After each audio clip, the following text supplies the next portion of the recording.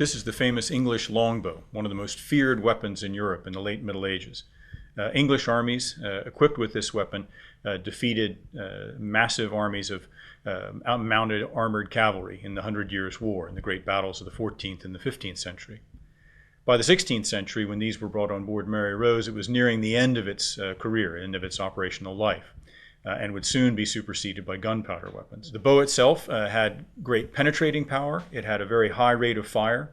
It afforded the user relatively great protection because he stood a long way from the battlefield. And it was relatively cheap to produce. The bow is made out of a single stave of yew and that's split out of the trunk and then made so that the sapwood is along the back of the bow, away from the bowman. And then the heartwood is in the belly of the bow towards him. The heartwood is good in compression. The sapwood is very good in tension. And so when you draw the bow, it provides the perfect balance of forces to accelerate the arrow at a high speed.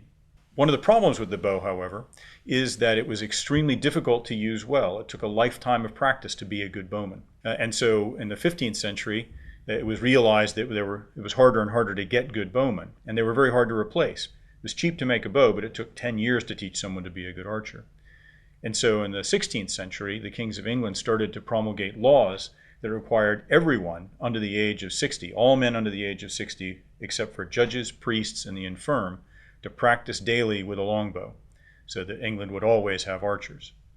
In fact, this is one sign of the times that the bow was going out of use. It had become a less popular weapon. The muskets that replaced it, gunpowder weapons, were more expensive to produce, and they had a lower rate of fire, much lower rate of fire. However, it took much less time to teach someone to use the weapon. You could make someone into a musketeer in about the same time it took to make a musket, as opposed to the problem with the bow.